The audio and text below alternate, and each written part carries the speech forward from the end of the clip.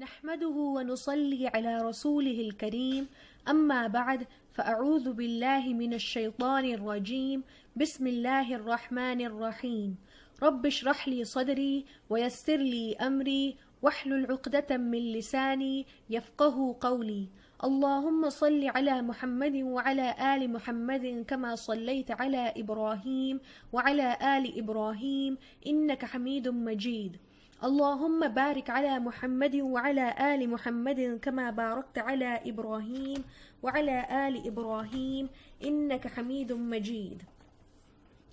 Number 8 اسلامی تاریخ. ام المؤمنین حضرت زینب بنت جحش رضی اللہ عنہا. حضرت زینب رضی اللہ عنہا حضرت عبداللہ بن جحش رضی اللہ عنہ کی بہن اور حضور صلی اللہ علیہ وسلم کی پھوپھی زاد بہن تھیں. انہوں نے شروع ہی میں اسلام قبول کر لیا تھا. آپ صلی اللہ علیہ وسلم نے ان کا نکاح اپنے منہ بولے بیٹے زید بن حارثہ سے کر دیا تھا، مگر دونوں میں خوشگوار تعلقات قائم نہ رہ سکے، اس لیے حضرت زید نے انہیں طلاق دے دی. حضرت زینب بنت جحش رضی اللہ عنہا کے حق میں کئی آیتیں نازل ہوئیں جن میں حضور صلی اللہ علیہ وسلم سے نکاح کر دینے کی خبر دی گئی. زمانہ جاہلیت میں اپنے منہ بولے بیٹے کی بیوی سے شادی کرنے کو ناجائز سمجھتے تھے، اسی لیے اللہ تعالیٰ نے اس جاہلی رسم کو آپ ہی کے ذریعے ختم کروایا اور پردے کی آیتیں بھی ان کے سبب نازل ہوئیں. حضرت زینب بنت جحش رضی اللہ عنہا دستکاری کے فن سے واقف تھیں. یہ اپنے ہاتھ کے فن سے روزی کما کر مدینے کے غریبوں میں تقسیم کر دیا کرتی تھیں. حضرت عائشہ رضی اللہ عنہا فرماتی ہیں کہ میں نے زینب سے زیادہ پرہیزگار، سچ بولنے والی، سخاوت کرنے والی اور اللہ کی رضا طلب کرنے والی کسی عورت کو نہیں دیکھی. ان سے کئی حدیثیں منقول ہیں. انہوں نے 53 سال کی عمر پا کر سن 20 ہجری میں وفات پائی اور جنت البقیع میں دفن ہوئیں. نمبر 2 اللہ کی قدرت. دانت اللہ کی نعمت. جب بچہ پیدا ہوتا ہے تو اس کے منہ میں دانت نہیں ہوتے، اس لیے کہ اسے صرف ماں کا دودھ پینا ہے. بچہ جیسے جیسے بڑا ہوتا ہے اس کو دودھ کے علاوہ دوسری نرم چیزیں دی جاتی ہیں. اس وقت اللہ تعالیٰ اس بچے کو چھوٹے چھوٹے دانت دیتے ہیں. جب بچہ 7-8 سال کا ہوتا ہے تو اس کی خوراک بھی بڑھ جاتی ہے اور وہ سخت چیزیں بھی کھانے لگتا ہے. اس وقت اللہ تعالیٰ وہ چھوٹے چھوٹے دانت گرا کر دوسرے نئے دانت دیتے ہیں جو پہلے دانتوں سے مضبوط اور بڑے ہوتے ہیں. ان کے ذریعے انسان کے چبانے کی صلاحیت بڑھ جاتی ہے.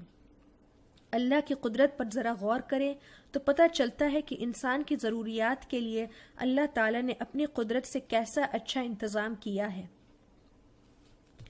نمبر 3 ایک فرض کے بارے میں. میت کا قرض ادا کرنا.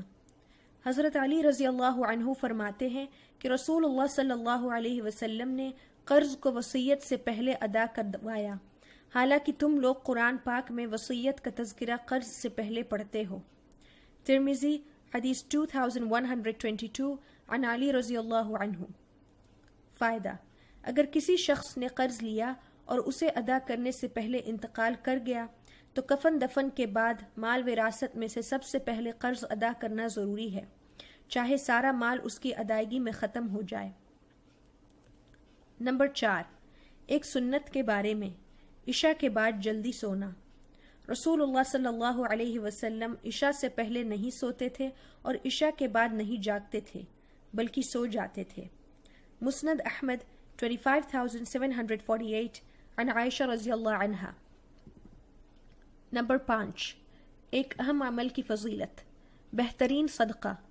رسول اللہ صلی اللہ علیہ وسلم سے سوال کیا گیا کون سا صدقہ افضل ہے؟ آپ صلی اللہ علیہ وسلم نے فرمایا افضل صدقہ یہ ہے کہ تو اس وقت صدقہ کرے جب صحت مند ہو اور مال کی خواہش ہو اور مالداری کی امید رکھتا ہو اور فقر و فاقہ سے ڈرتا ہو. بخاری 2748 عن ابی ہریرہ رضی اللہ عنہ. نمبر 6 ایک گناہ کے بارے میں. اپنے علم پر عمل نہ کرنے کا وبال. رسول اللہ صلی اللہ علیہ وسلم نے فرمایا قیامت کے دن سب سے زیادہ سخت عذاب اس عالم کو ہوگا جس کو اس کے علم دین نے نفع نہیں پہنچایا. طبرانی صغیر 508 عن ابی ہریرہ رضی اللہ عنہ۔ فائدہ: جس آدمی کو شریعت کے بارے میں جتنا بھی علم ہو اس کے مطابق عمل کرنا ضروری ہے۔ اپنی جانکاری کے مطابق عمل نہ کرنے پر سخت عذاب کی وعید سنائی گئی ہے۔ نمبر 7، دنیا کے بارے میں۔ دنیا سے بچو۔ رسول اللہ صلی اللہ علیہ وسلم نے فرمایا، سنو، دنیا میٹھی اور ہری بھری ہے اور اللہ تعالیٰ ضرور تمہیں اس کی خلافت عطا فرمائے گا تاکہ دیکھے کہ تم کیسے اعمال کرتے ہو، پس تم دنیا سے اور عورتوں کے فتنے سے بچو۔ مسلم 6948 عن ابی سعید خدری رضی اللہ عنہ۔ نمبر 8، آخرت کے بارے میں۔ جنت کی نعمتیں۔ قرآن میں اللہ تعالیٰ فرماتا ہے، مقرب بندوں کے لیے جنت میں ایسے میوے ہوں گے جن کو وہ پسند کریں گے، اور پرندوں کا ایسا گوشت ہوگا جس کی وہ خواہش کرے گا، اور ان کے لیے بڑی بڑی آنکھوں والی حوریں ہوں گی جیسے حفاظت سے رکھا ہوا پوشیدہ موتی ہو۔ یہ سب ان کے اعمال کا بدلہ ہوگا، اور وہاں کبھی وہ بےہودہ اور بری بات نہیں سنیں گے۔ ہر طرف سے سلام ہی سلام کی آواز آئے گی۔ سورہ واقعہ آیت 20 سے لے کے 26۔ نمبر 9، طب نبوی سے علاج۔ بڑی بیماریوں سے حفاظت۔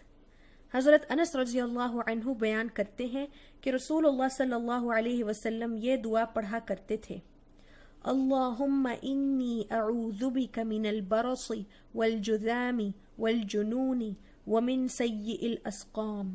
نسائی 5493۔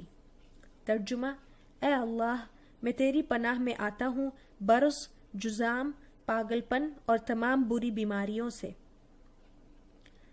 نمبر 10، قرآن کی نصیحت۔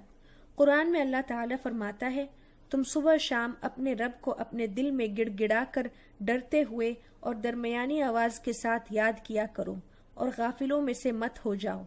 سورہ اعراف 205۔